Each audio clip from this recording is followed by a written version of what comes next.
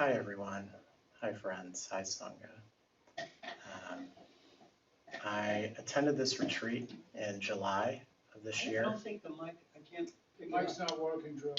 Testing, testing. That's good. Maybe I need to be closer. Okay. Closer. I will be very intimate with this mic. Eat the mic. Okay, how's that? Better. Okay. So I went to this retreat in July of this year. And it feels very meaningful to come here and get to share it with you all because this was truly one of the most profound experiences of my life. And I've thought about it nearly every day since.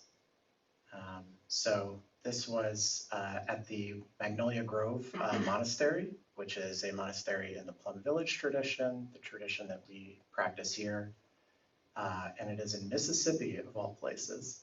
It's just nestled in the northwest corner of the woods in Mississippi. And it was a family retreat with the tagline here, I have arrived, I am home, a journey of togetherness.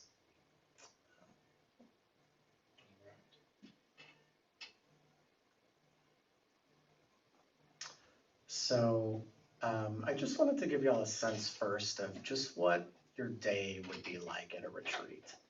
I will try and sell retreats a little bit because it was such a profound experience for me. But in doing so, I'll just share what happened and just kind of give you all a sense of what you could expect if you went to a retreat.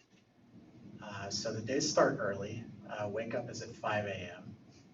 And then at 6 a.m. is a 30-minute guided meditation. And they would usually have some sort of additional thing, chanting, singing. The meditation hall, which I'll show in a second, is just this huge, gorgeous wooden, almost sanctuary feeling like building. And the chanting was just, the first day they did this chanting that just completely rocked me. Feeling these words of love and compassion just echo throughout the room in all directions. And then after that, we would go outside and we would stand in front of the meditation hall and kind of generally a couple like monks and nuns would come up and one of them would just kind of say cryptically like, we walk now, or something like that. And then we would just take off into the woods, and it was a very remote area, so like we were purely in nature very quickly, and we would walk through the woods, 100, 150 of us, walking slowly, walking mindfully, walking with this understanding that we had this intention to enjoy the experience and nothing more. We were observing noble silence all throughout the morning, so this is also totally silent time of the day where we could just totally be with our experience and not have to worry about generating thoughts and generating all those things that can cloud our experience. So then we would do breakfast at 8 a.m. And breakfast, this was still a silent time, but it was the first time that I noticed the bell of mindfulness. And so this is a practice that they do at all Plum Village monasteries, which is I can't remember exactly, every 30 minutes or every hour, they ring a bell of mindfulness. And when this happens, the practice is to just stop. Whatever you're doing, just stop. And the first time I really genuinely noticed this was at breakfast the first morning, and we weren't talking, but there was hustle, there was bustle, there were plates clinking, everyone was moving about, and then all of a sudden, I hear the bell, and I stop. And it was very profound to have it happen suddenly, to have sudden mindfulness happen, because I'm so used to like preparing myself, letting go of like my worry, the train of thoughts that's happening in my brain. For it to happen suddenly, I I would just see in this instant, like, gosh, I have been worried about how I'm looking. I've been worried about the food I'm going to get. I've just this great suffering that we all carry with us. And I would see it so clearly in those moments. And then we would generally conclude the morning with a service meditation, which is a practice in Plum Village that I have to admit, it sounded a bit at first like they were just trying to market cleaning to me. And maybe they were a little bit, but once I started to understand that, like, we create our communities and we create the spaces that we live in and share, and it felt very profound once I accepted that and took that in to do this service meditation where I was cleaning, but I was cleaning with as an expression of care, as an expression of compassion and gratitude for this space. Yeah, go ahead, Jake. I think I actually had meant to click earlier, but that's okay. Here I have some pictures of the place. That is the meditation hall on the outside, on the left. And then on the inside, yeah, hopefully that gives you all a sense of the space of it. And it was just, yeah, a very, very beautiful space. Yeah, go ahead. And then here are some pictures from the walking meditation. Again, I can't put into words how beautiful it is to have that many people just all together, focused on this one thing, on enjoying this experience as fully as possible. And then on the right, that's a stray dog that happened to be on the monastery at the time, named Lucky, who would come with us on the meditations every morning and just bound up and down the line. And yeah, it was very magical. Here's a little bit from the mindful eating. These are the 5 contemplations before eating that were kind of set throughout the hall. And they are reminders of like where the food comes from, all the care and the love that's put into food. Reminders that not everybody has food to eat, that eating is often something perfunctory, but it can be a deep, profoundly meditative practice where we practice all of these things that Buddhism encourages us to bring into our lives.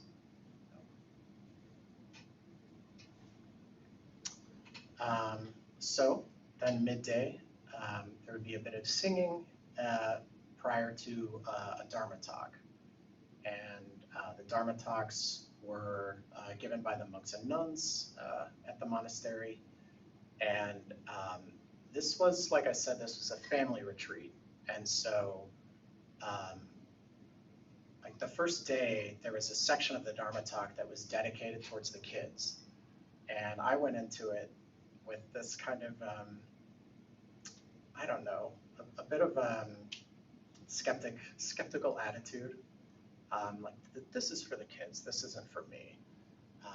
But in the talk, they did a reframing of the Big Bad Wolf story and the 3 little pigs. And one of the nuns was like, now what if we don't think of the wolf as a big bad wolf? What if we think of the wolf as just someone who's hungry and he just wants food? And the kids got so excited about that, and it was very profound to see that this practice could be shared with children, that it could be shared with people who are completely reliant on us in the world, and that they were learning things that I needed so desperately at that age, but had no access to, no hope of ever coming into contact with. And to see the intergenerational trauma, the cycle of suffering that defines this practice, that defines all of our lives, to see it in a way stopped at the root with these children was just very, very overwhelming for me. Yeah. Then lunch in silence at noon. That would be much the same as breakfast. And then the afternoons there was a lot of space in the afternoons to be with ourselves, which was quite nice. There was deep relaxation, which is kind of a body scan done in the meditation hall. And then at 3 o'clock was our Dharma sharing. So yeah, go ahead and click to the next slide, Jake. Okay. I'm forgetting the order of these slides, so this is a little bit of a surprise to me as it is to y'all. This was our Dharma sharing family. They set these up at the retreat where you get placed with about 15 to 20 other people in a group, and it's led by a couple of nuns and or monks, and you just meet every day and talk about your experience. The first day, I was like intensely aware of the monks and nuns all the time I was there. I was just so curious about what happens to a person when they make this the focus of their lives. And the first day at the Dharma sharing family, our nun sat down right next to me, and my heart was just beating a million miles a minute. And I'm like trying to look at her, but not trying to be weird about it. But I've seen many of these talks. I've seen Thich Nhat Hanh talk a lot, but I had never been around someone like this in person before. And I was just immediately blown away by, she was in a situation where you would expect that someone would be nervous. There's all these new people, she's leading the group, but she was just radiating peace and joy and compassion, and you could see the lifetime of her practice just billowing through her in every moment. And yeah, it was profound, really profound to be around.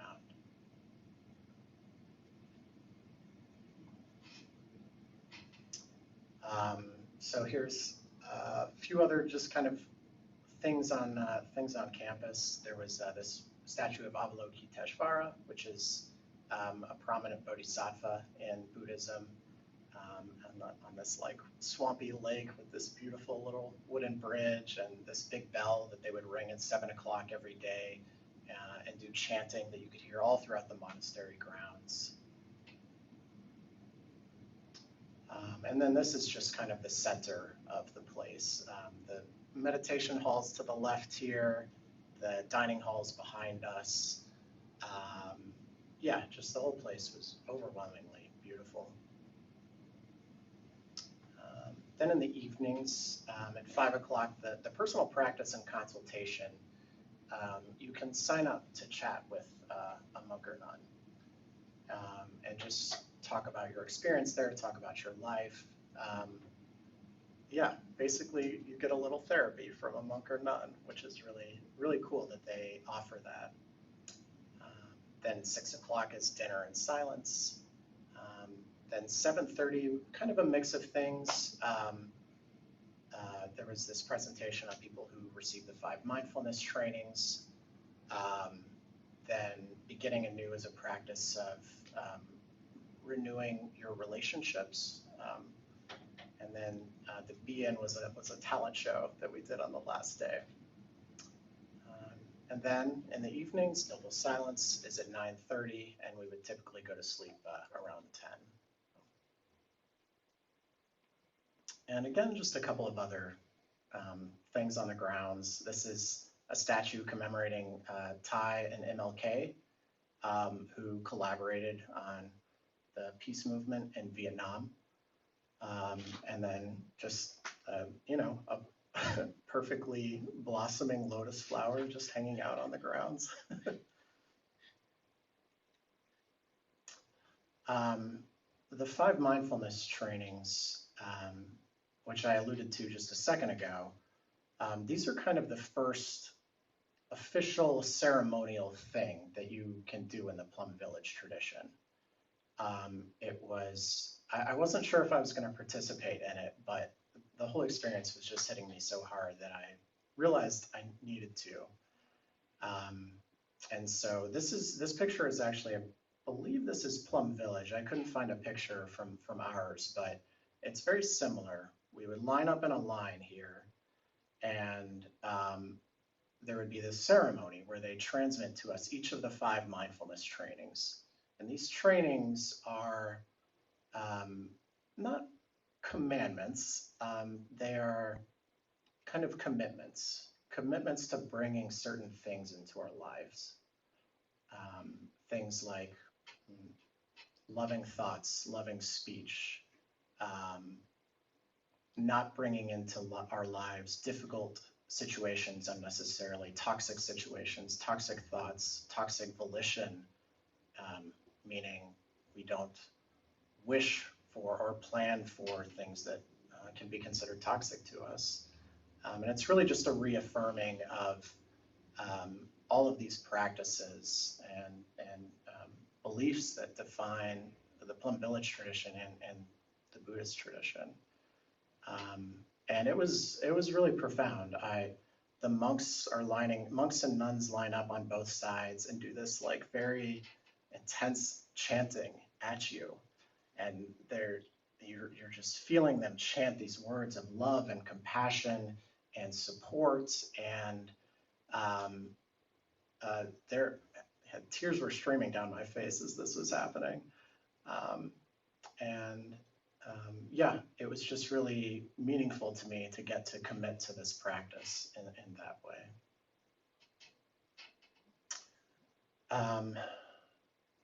So reflections.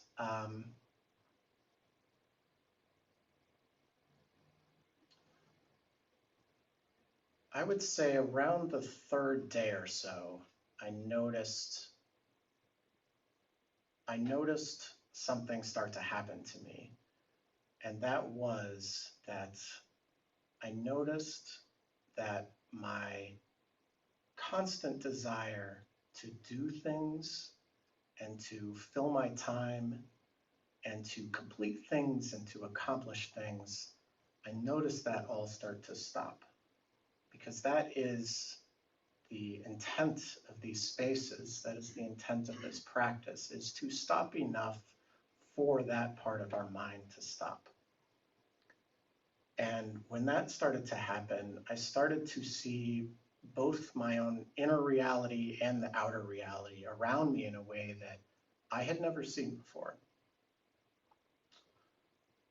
I was able to experience joy in frighteningly small things, just seeing bugs crawl across the ground, seeing a broken piece of bamboo and investigating that, walking off into the woods randomly and just taking a big breath of fresh air.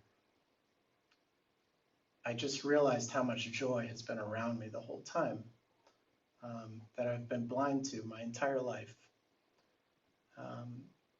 But I also was able to touch my suffering very deeply because I had stopped running away from it.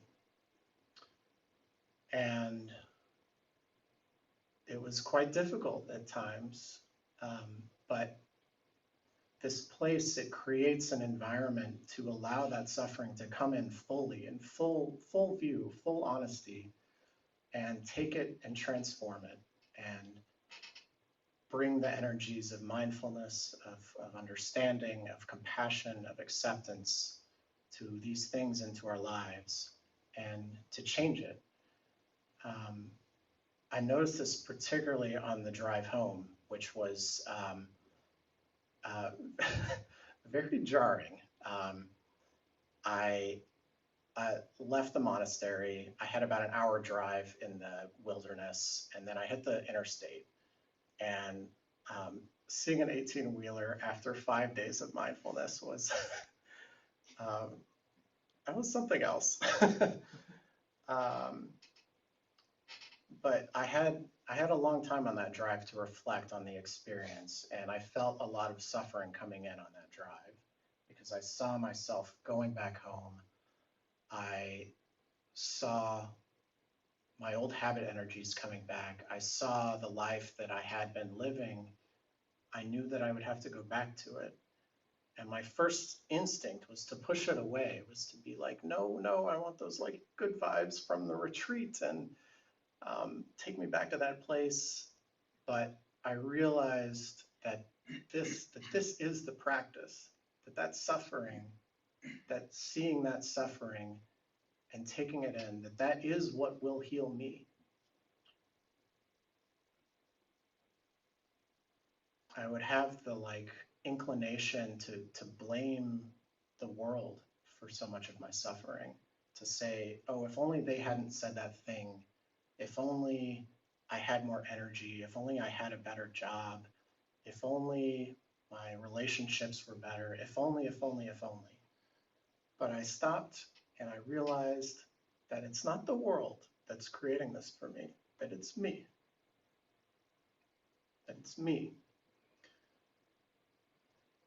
And I think that this is one of the great lies that we all tell ourselves, because to accept the truth of that, I think for me was overwhelming, too overwhelming for too long, because to accept that was to accept that I was responsible for every bit of suffering that has ever happened in my life. And I think that until I accept that reality, I won't truly be able to heal. I won't truly be able to touch the depths of suffering that are in me, that I run away from every day of my life, every moment of my life.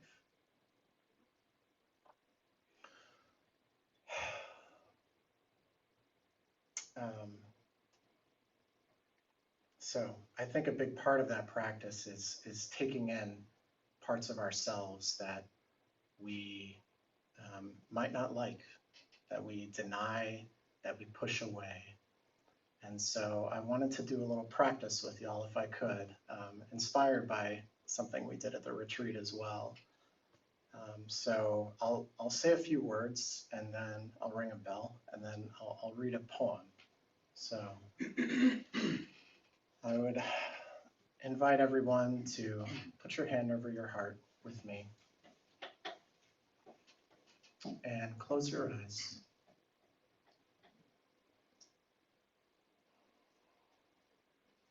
And bring in first the parts of yourself that are easy to bring in. Bring in the parts of yourself that you're proud of, the parts of yourself that you feel joy about, the parts of yourself where you feel confident, where you feel direct in your life.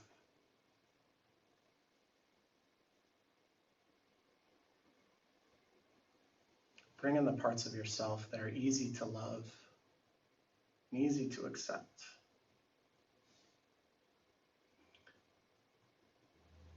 But also bring into the parts, bring into yourself the parts of yourself that you've denied for so long. The parts of yourself that are anxious, that have fear and worry about the future, fear and worry about your loved ones, your children, your parents, your family and friends. Bring in your depression, your grief, your despair. Bring in your suffering and hold it all here.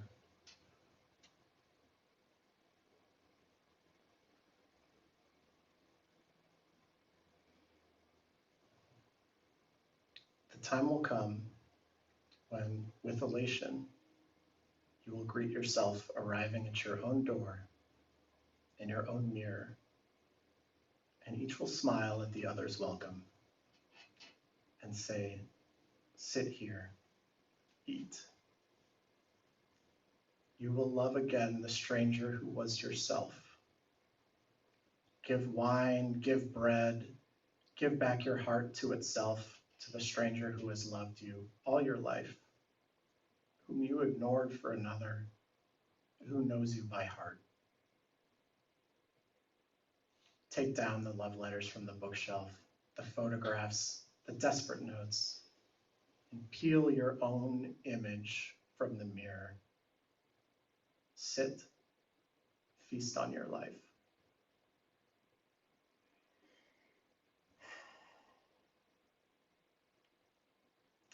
well.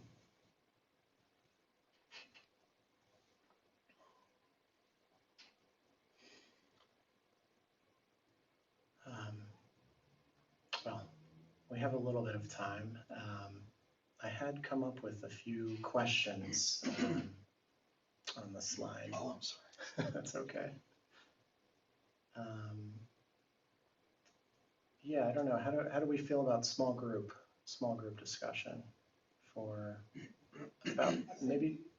I don't know, I prefer the big group, because to really ask you, I don't know, unless you have something in mind, but, because we might want to know more about your experience. But it's I up have to a you. question for you also, Drew.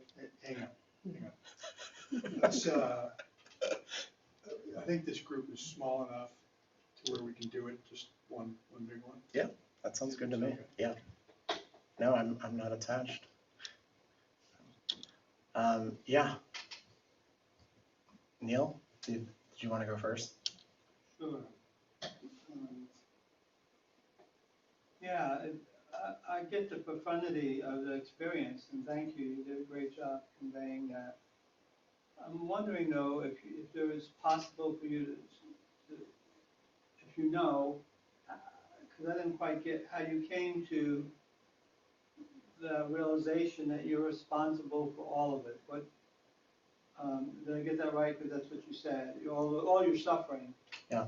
How did the experience help you come to that? Or did? I think because for me, I started to see suffering in my life that I had just accepted, that was woven into my consciousness on such a fundamental level that I never questioned it. I never tried to do anything with it. I never tried to transform it. And I just ran away from it for so long. And there were things that came up for me that I did not think that I could transform, that I did not think that I could understand.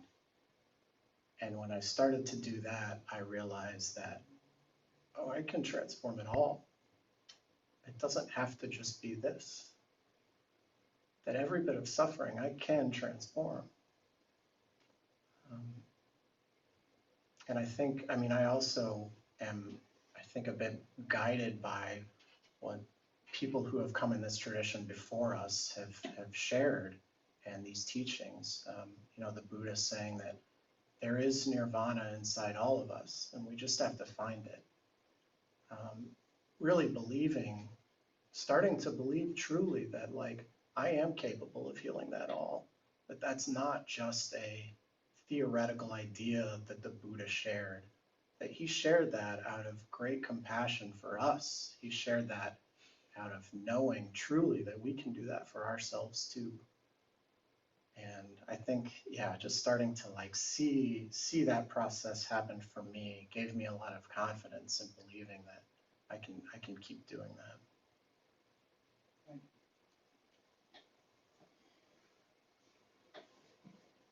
John bowing in.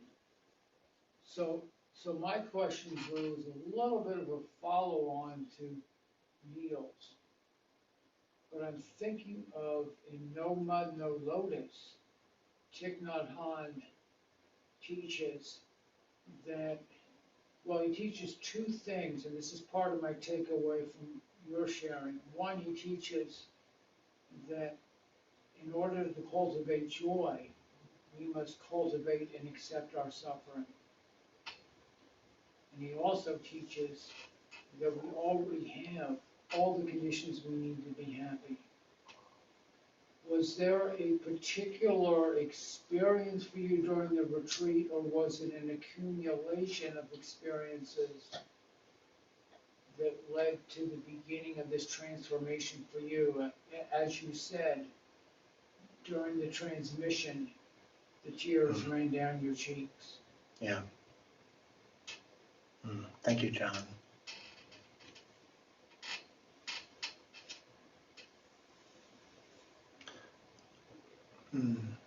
I think honestly, it felt like a continual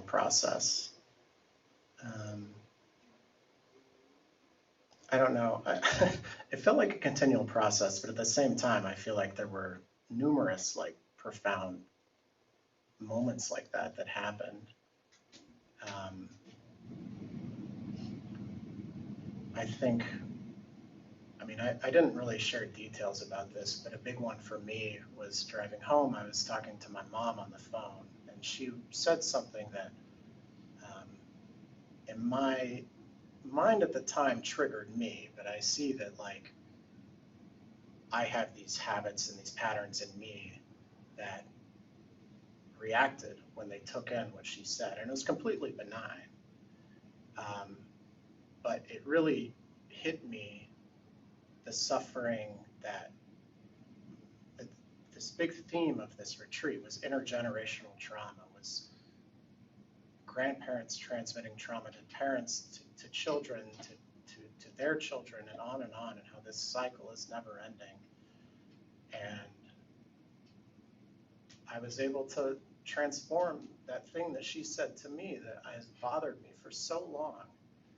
And that's, I mean, kind of what I was, getting at with Neil, was like I was able to hold these things in mindfulness, in awareness, in their full reality, and be okay with them for the first time. And I think, yeah, I mean, like I said, there were a lot of moments, but really taking in the intergenerational aspect of suffering, and how I truly do, and each one of us truly does have the chance to stop that cycle.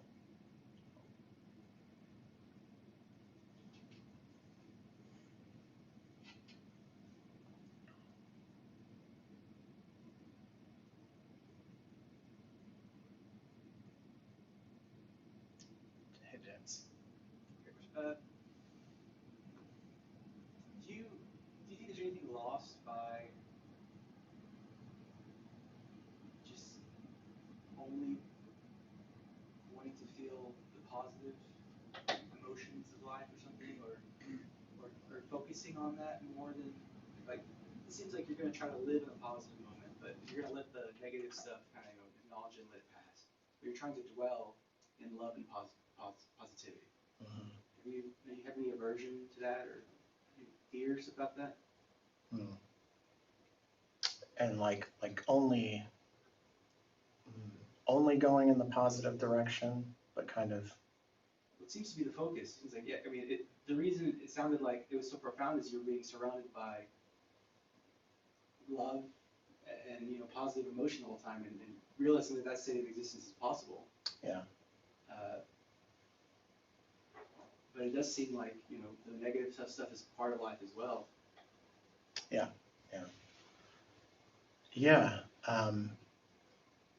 I mean, this practice is, I think ultimately the way out is to accept that negative stuff is a part of life, and that it's not anxiety or depression or physical pain. It's not these things that are causing us to suffer. It's our aversion to them that's causing us to suffer. I mean, even in holding something difficult and holding it with compassion and, like I keep saying, quote unquote, transforming it, that still is a deep acceptance of this thing, of this trauma that we have in our lives, of this difficulty and this suffering. And yeah, it's definitely a part of Buddhism that I've had trouble wrapping my mind around, but because it's so like contrary to how we normally think about how to solve our problems. We think we will go get this thing and it will bring us happiness, or we will take this thing out of our lives and it will bring us relief. But the path of the Buddha, and the path that Thai has laid out for us, is accepting that difficulty will be there, but changing our relationship to it. Just like this analogy of the fuel and the fire. where the fuel is these things I'm just talking about. The fuel is our anxiety. The fuel is our fear, is our difficulty, and the fire is our suffering. And as long as we're still attached to the idea that these things that we can get rid of these things, then that fire continues to burn. But it's only truly once we accept that it's our job to change our relationship to them that the fire stops burning. Yeah, I don't know if that makes sense. Yes.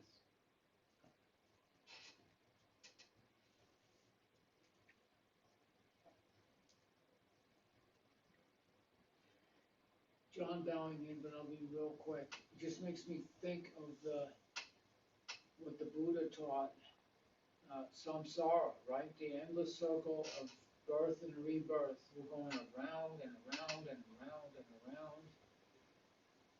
And we can't see beyond our attachments. Any thoughts, Drew? It's true.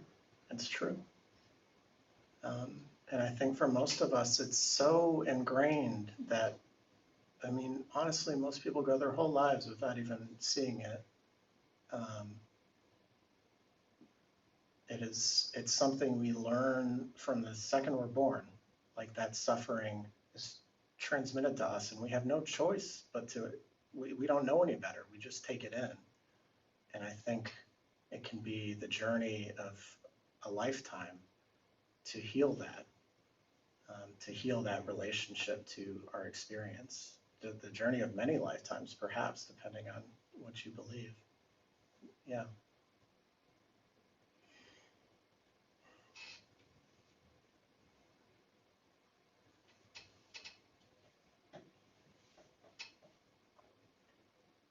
Jake Youngin.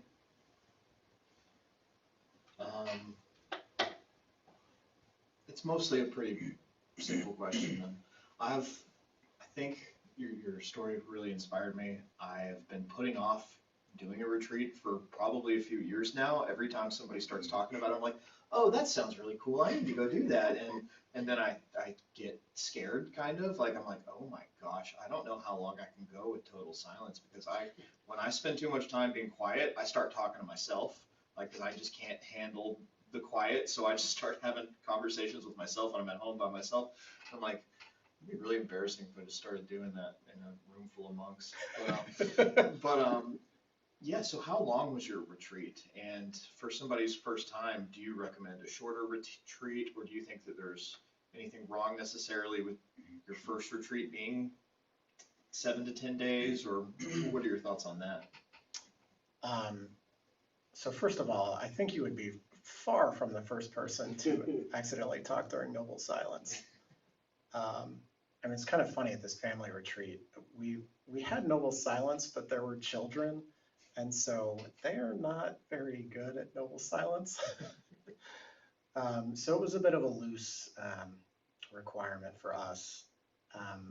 I've never done a silent retreat. I'm very curious about it, but from what I hear, the power of a silent retreat is what you were saying. Those thoughts in your mind, they end up stopping at a certain point, because, like, in a sense, you just give up trying to generate those thoughts. Like, what's the point? I'm not going to say anything. And then that part of your mind really can slow down. And so, I don't know. I mean, I was nervous about doing a silent retreat for my first one. Maybe it would be better to, I mean, I did really appreciate the sharing aspect of this. That helped me process it quite a bit. So at least for me personally, I'm glad I did a non-silent one for the first one. And this one was 5 days. And so it can seem intimidating, but it honestly, I mean, it went by almost instantaneously, it felt like. And I just wanted to stay. I would have kept staying if that was an option. So I think your experience there can be a lot different than what you're fears about it are. I mean, this is true for me. I had a lot of the same fears, and I put it off for quite some time. But I once I was able to just be with those fears in that space, it was really good to do that. So,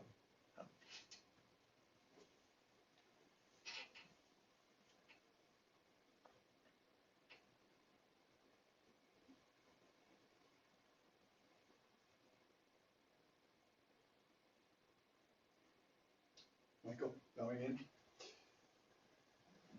I've been on retreats like this at Magnolia Grove too, and those of us who have, I think we all are sort of faced with how do we keep it alive as time goes by, and how do we keep it part of our lives and keep getting the benefits of it as we get back into daily life. How did you do that, Drew? that one cuts deep, Michael. That has been the great challenge of this, really. Because I had never felt that much joy before, and it was, I mean, when you're able to find joy in the smallest things, and the smallest things are everywhere, and so that was very hard to feel myself kind of come down from that place. And I honestly, I have not been as diligent about integrating this as I wish I had been. And this is something I was reflecting on leading up to this talk.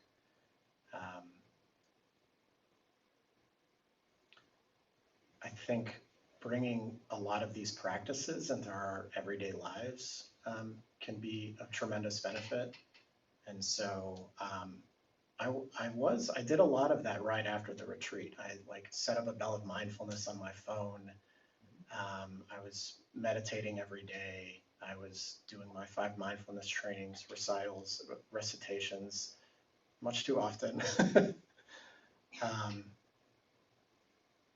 And I think that was the way. And it's not like I've completely, dropped all of that, but I think in preparing for this, I realized, like, I don't know, I feel like there has to be a certain sense of importance and a sense of gravity to this practice, because at least for me, things can start to feel perfunctory, and I'll sink back into old habits pretty easily at times. And so I think that commitment to this practice really needs to be there. And that's something that I want to get better at as well. I just might add that participating in a sangha like this, or any other one, helped with that. I mean, the idea is if you're going to attend a sangha once a week, maybe something like this is a little more involved, at least once a month. You go on a retreat maybe once a year, twice a year, then those are actions that can help you keep your practice alive and all the benefits, enable you to bring all the benefits into your daily life.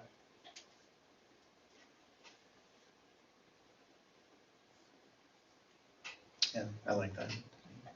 And that's something they really stressed at the retreat, was finding a sangha, and finding community, because community can be so powerful in reminding us to do things and empowering us to do things that we might not otherwise.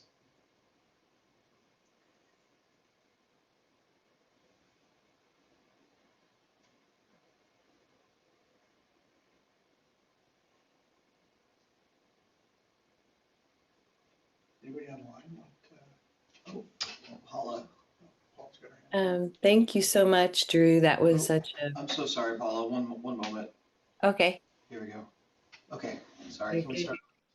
Yeah.